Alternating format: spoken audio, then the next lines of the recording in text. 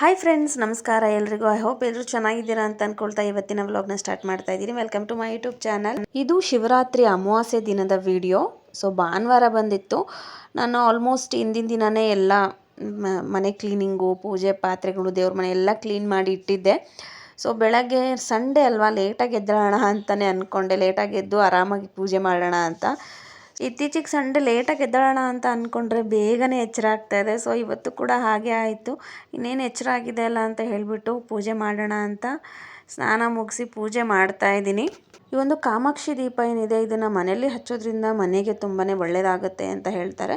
So ಒಬ್ಬೊಬ್ಬರು ಕಾಮಾಕ್ಷಿ ದೀಪ ಅಂತ ಕರೀತಾರೆ, ಒಂದು ಗಜಲಕ್ಷ್ಮಿ ದೀಪ ಅಂತಲೂ ಕರೀತಾರೆ. ನೀವು ನೋಡ್ತಾ ಇರ್ಬೋದು, ಲಕ್ಷ್ಮಿಯ ಅಕ್ಕಪಕ್ಕ 2 ಗಜ ಇರುತ್ತೆ, ಅಂದರೆ ಆನೆಗಳಿರುತ್ತಲ್ಲ. ಸೊ ಅದಕ್ಕೆ ಗಜಲಕ್ಷ್ಮಿ ದೀಪನೋ ಅಂತಲೂ ಕರೀತಾರೆ. ಈ ಒಂದು ಗಜಲಕ್ಷ್ಮಿ ದೀಪ ಹಚ್ಚಿದ್ರೆ ಸಾಕು, ಮನೆಗೆ ತುಂಬಾ ಒಳ್ಳೆಯದಾಗುತ್ತೆ, ನೆಮ್ಮದಿ ಇರುತ್ತೆ ಅಂತ ಹೇಳ್ತಾರೆ. ಸೊ ಮನೇಲಿ 3 ದೀಪ ಹಚ್ಬೋದಾ ಅಂತ ಕೇಳ್ತಾರೆ. ಸೊ ಹಚ್ಬೋದು, ತೊಂದರೆ ಇಲ್ಲ. 2 ನಾರ್ಮಲ್ ದೀಪಗಳು, ಹಾಗೆ ಇನ್ನೊಂದು ಗಜಲಕ್ಷ್ಮಿ ದೀಪ. ಸೊ ಇದಕ್ಕೆ ಅರಿಶಿನ ಕುಂಕುಮ ಹಚ್ಬಿಟ್ಟು ಮಂಗಳವಾರ ಶುಕ್ರವಾರದ ದಿನ ತುಪ್ಪದಲ್ಲಿ ದೀಪ ಹಚ್ಚಬೇಕು. ಇನ್ನು ನಾರ್ಮಲ್ ಡೇಸಲ್ಲಿ ನೀವು ದೇವರಿಗೆ ಯಾವ ಎಣ್ಣೆನ ಯೂಸ್ ಮಾಡ್ತೀರೋ ಆ ಎಣ್ಣೆಯಿಂದ ಈ ಕಾಮಾಕ್ಷಿ ದೀಪನ ಹಚ್ಚಬಹುದು. ಸೊ ಹಾಗೆ ನಾನು ಪ್ರತಿ ಅಮಾವಾಸ್ಯೆಗೆ ಕಳಶದ ತೆಂಗಿನಕಾಯಿನ ಚೇಂಜ್ ಮಾಡ್ತೀನಿ.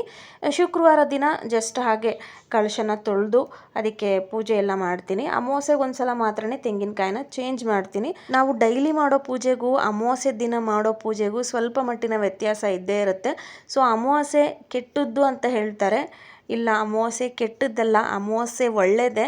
ಸೊ ನಾವು ಒಳ್ಳೆ ರೀತಿಲಿ ಪೂಜೆ ಪುನಸ್ಕಾರಗಳನ್ನು ಮಾಡಿ ಮನಸ್ಸಲ್ಲಿ ಒಳ್ಳೆಯದು ಬೇಡ್ಕೊಂಡ್ರೆ ಒಳ್ಳೆಯದೇ ಆಗುತ್ತೆ.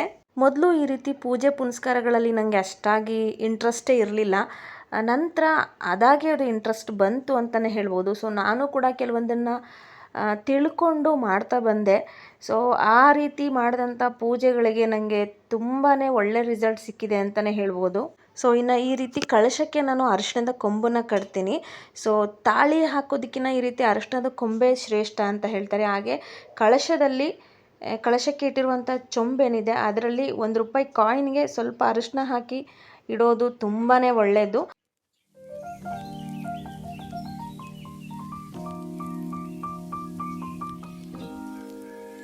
ನಮ್ಮ ದೇವ್ರ ಮನೆ ಪೂಜಾ ರೂಮ್ ಅಂತ ಏನಿರುತ್ತೆ ಅದು ತುಂಬಾ ಚಿಕ್ಕದು.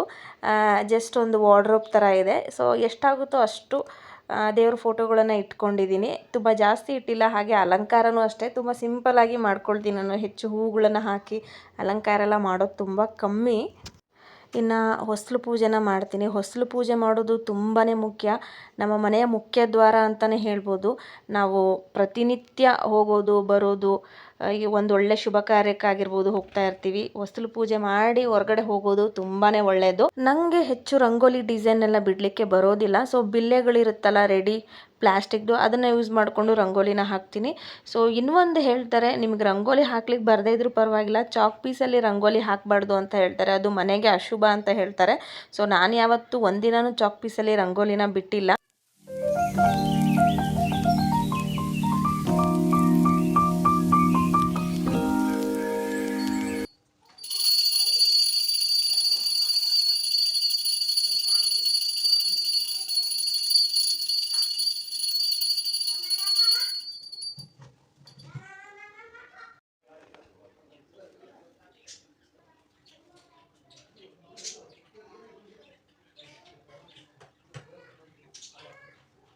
ಇನ್ನು ಅಮಾವಾಸ್ಯೆ ದಿನ ನಿಂಬೆಹಣ್ಣನ್ನು ದೇವ್ರ ಮುಂದೆ ಇಟ್ಟು ಪೂಜೆ ಮಾಡಿ ಅದನ್ನು ಮನೆ ಮುಂಬಾಗಿಲಿಗೆ 3 ಸಲ ಇಳಿ ತೆಗೆಯೋದು, ದೃಷ್ಟಿ ತೆಗೆಯೋದು ಅಂತ ಏನು ಕರಿತೀವಿ, ಆ ರೀತಿ ಮಾಡಿ ಹೊಸ್ತಿಲ ಮೇಲೆ ಇಟ್ಟು ಅದನ್ನು 2 ಹೋಳನ್ನ ಕಟ್ ಮಾಡ್ತೀವಿ. ಕಟ್ ಮಾಡಿಬಿಟ್ಟು ಅದಕ್ಕೆ ಅರಿಶಿನ ಕುಂಕುಮ ಇಟ್ಟು ಹೊಸ್ತಿಲಿನ 2 ಕಡೆಗೂ ಕಟ್ ಮಾಡಿರುವಂಥ ನಿಂಬೆಹಣ್ಣನ್ನು ಇಡ್ತೀವಿ. ಈ ರೀತಿ ಮಾಡೋದ್ರಿಂದ ಮನೆಗೆ ಅಥವಾ ಮನೆಯಲ್ಲಿರುವಂಥವ್ರಿಗೆ ಯಾವುದೇ ಕೆಟ್ಟ ದೃಷ್ಟಿ ಆಗಿದ್ರೆ ಅದು ನಿವಾರಣೆ ಆಗುತ್ತೆ ಅನ್ನೋದರ ಸಂಕೇತ. ಕೆಲವೊಬ್ರು ತೆಂಗಿನಕಾಯಿ ಇಲ್ಲ ಬೂದುಗುಂಬಳಕಾಯಿಯಿಂದ ಕೂಡ ಈ ರೀತಿ ಮಾಡ್ತಾರೆ. ಇನ್ನು ಪ್ರತಿ ಅಮಾವಾಸ್ಯೆಗೂ ಕೂಡ ನಮ್ಮ ಮನೆಯಲ್ಲಿರುವಂತಹ ಎಲ್ಲ ವಾಹನಗಳನ್ನು ನೀಟಾಗಿ ತೊಳೆದು ಅದಕ್ಕೂ ಸಹ ಪೂಜೆನ ಮಾಡ್ತೀವಿ.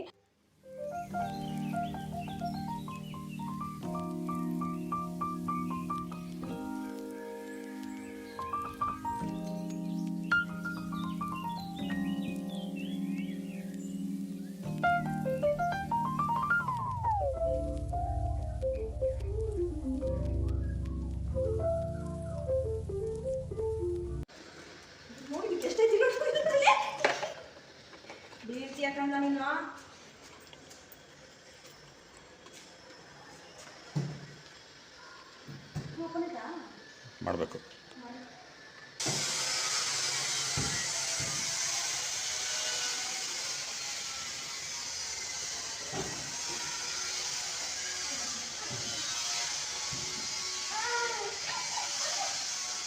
ಸ್ಕಂದನಿಗಂತೂ ಕಾರು ಬೈಕು ಅಂದರೆ ಸಿಕ್ಕಾಪಟ್ಟೆ ಕ್ರೇಜ್ ಇದೆ. ಸೊ ಮೇ ಬಿ ಎಲ್ಲ ಗಂಡು ಮಕ್ಕಳು ಹೀಗೆ ಅಂತ ಅನಿಸುತ್ತೆ. ಅವನು ನೋಡಿದ್ರಲ್ಲ, ಟೂ ವೀಲರ್ ನೋಡಿದ್ರೆ ಸಾಕು ಹಂಗೆ ಹೋಗಿ ಹತ್ತುತ್ತಾ ಇರ್ತಾನೆ. ಇವಾಗ ನೋಡಿ, ನನ್ನ ಕಾರ್ ಒಳಗಡೆ ಅಲ್ಲಿ ಗಣಪತಿಗೆ ಪೂಜೆ ಮಾಡಬೇಕು ಅಂತಂದರೆ ಡೋರ್ ಓಪನ್ ಮಾಡಿದ ತಕ್ಷಣ ನುಗ್ಗುತ್ತಾ ಇದ್ದಾನೆ. ಅಲ್ಲಿ ನೋಡಿದ್ರೆ ಸ್ವಲ್ಪ ಕಮ್ಮಿ ಜಾಗ ಇತ್ತು, ನೋಡಿ ಹೆಂಗೆ ಹೋಗಿ ಕುತ್ಕೊಂಡ್ಬಿಡ್ತಾನೆ, ಎದ್ದು ಬರೋದೇ ಇಲ್ಲ ಅಂತಾನೆ. ಅಮಾವಾಸ್ಯೆ ದಿನ ಈ ರೀತಿ ನಮ್ಮ ವೆಹಿಕಲ್ಗಳಿಗೆ ಪೂಜೆ ಮಾಡೋದು ಕೂಡ ತುಂಬಾ ಒಳ್ಳೆಯದು. ಅವು ಕೂಡ ನಮ್ಮ ಜೀವನದ ಒಂದು ಭಾಗ ಅಂತಲೇ ಹೇಳ್ಬೋದು. ಆ ವಾಹನಗಳಿಂದ ನಮ್ಮ ಲೈಫ್ ಸ್ಟೈಲ್ ಎಷ್ಟು ಈಸಿ ಆಗಿದೆ ಅಂತ ತಮ್ಮೆಲ್ರಿಗೂ ಗೊತ್ತಿರುತ್ತೆ. ಸೊ ನೀವು ಕೂಡ ಯಾರೆಲ್ಲ ಈ ರೀತಿ ಅಮಾವಾಸ್ಯೆ ದಿನ ವಾಹನಗಳಿಗೆ ಪೂಜೆ ಮಾಡ್ತೀರಾ ಅನ್ನೋದನ್ನು ನನಗೆ ಕಮೆಂಟ್ ಬಾಕ್ಸಲ್ಲಿ ತಿಳಿಸ್ಕೊಡಿ.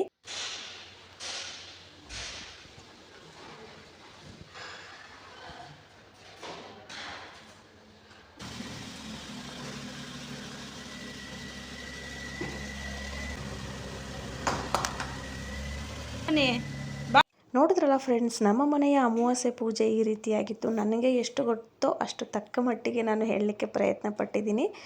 ಐ ಹೋಪ್ ಇವತ್ತಿನ ಈ ಒಂದು ವಿಡಿಯೋ ನಿಮ್ಮೆಲ್ರಿಗೂ ಇಷ್ಟ ಆಗಿದೆ ಅಂತ ಅಂದ್ಕೊಳ್ತೀನಿ. ವಿಡಿಯೋ ಇಷ್ಟ ಆಗಿದ್ರೆ ಲೈಕ್, ಹಾಗೆ ನನ್ನ ಚಾನಲ್ನ ಸಬ್ಸ್ಕ್ರೈಬ್ ಮಾಡ್ಕೊಳ್ಳೋದನ್ನು ಮರಿಬೇಡಿ. ಮತ್ತೆ ಸಿಗ್ತೀನಿ ಮುಂದಿನ ವಿಡಿಯೋದಲ್ಲಿ.